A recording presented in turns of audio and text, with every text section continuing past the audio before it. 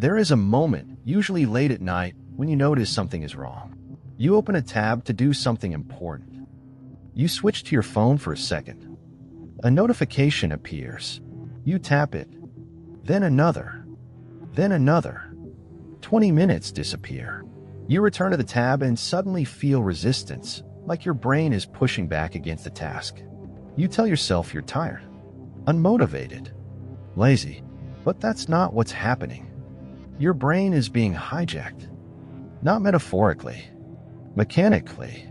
Over the last decade, your attention has been trained, fragmented, and conditioned by systems specifically engineered to capture it, split it, and resell it. And the most dangerous part is that this process doesn't feel violent. It feels normal, comfortable, even. But beneath the surface, your cognitive architecture is changing. Your brain was not designed for infinite novelty. It was built for depth, for sustained effort, for solving problems that take time and concentration, for long periods of uninterrupted thinking.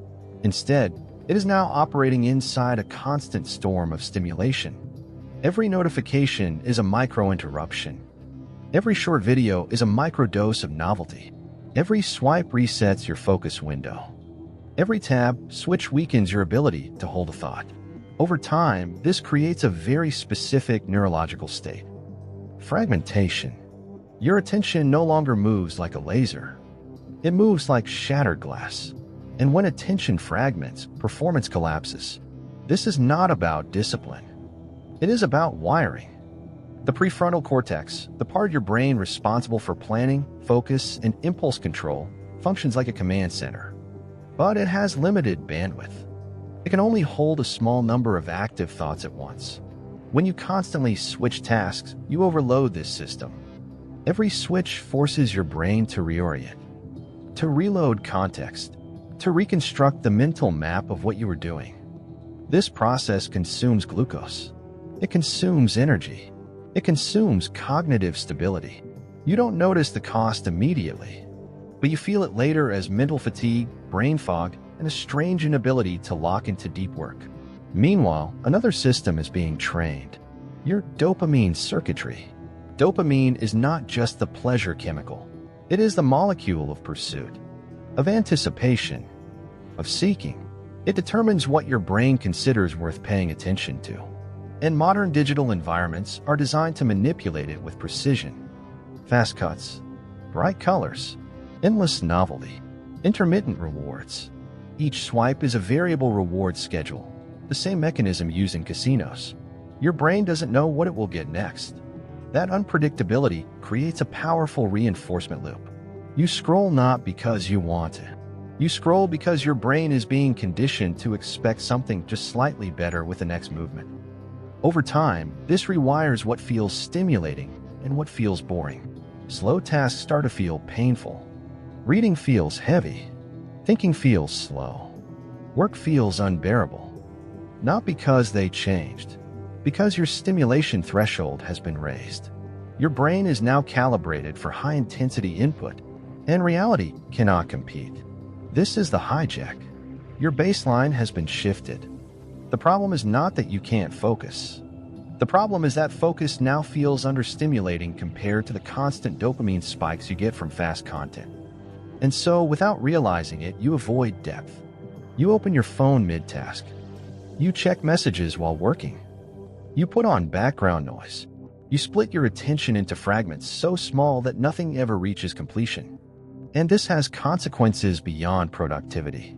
Fragmented attention weakens memory formation. It reduces comprehension. It lowers mental endurance. It makes you reactive instead of intentional. You start to live in response mode, always checking, always switching, always consuming, never holding, never building, never finishing. And here is the part most people miss. This state feels safe because shallow engagement feels effortless. Deep work feels demanding. So the brain chooses the path of least resistance, again and again, day after day, until one day you try to sit down and concentrate and realize you can't. Not for 10 minutes, not for 5. Your mind keeps reaching for stimulation. That's not a personality flaw. That's conditioning. And conditioning can be reversed. But first, you need to understand what recovery actually means. It doesn't mean deleting every app. It doesn't mean disappearing into the woods. It means retraining your attention span the same way it was broken, through repetition. You have to lower your stimulation baseline. You have to reintroduce boredom. You have to allow your brain to experience silence again. Because boredom is not empty. Boredom is the reset state where the brain recalibrates. It's where dopamine receptors recover. It's where mental endurance is rebuilt. The first days will feel uncomfortable. Your brain will search for noise, for novelty, for distraction. You will feel an almost physical urge to check something. That is the withdrawal from constant stimulation. And it passes. When you begin protecting your focus in small windows, 20 minutes, 30 minutes, 45 minutes, something shifts. Your thoughts start to stabilize. Your mind stops jumping. Tasks begin to feel smoother, then deeper, then easier. Because focus is not a trait. It is a trained state. And right now, most people are training the opposite state every single day. A scattered brain, a reactive brain, a hijacked brain. The dangerous part is not that this makes you less productive. The dangerous part is that it makes you easier to control. A person who cannot hold attention cannot think deeply. A person who cannot think deeply cannot question. And a person who cannot question becomes programmable. This is why protecting your attention is not just a productivity strategy. It is cognitive self-defense. Every time you resist the urge to switch, you strengthen your mental stability. Every time you stay with a task longer than is comfortable, you expand your focus capacity. Every time you choose depth over stimulation, you take back control. And slowly, the fragments begin to reconnect. Your thoughts get quieter. Your mind gets sharper. And the strange mental fog you thought was permanent begins to lift. Your brain was not damaged.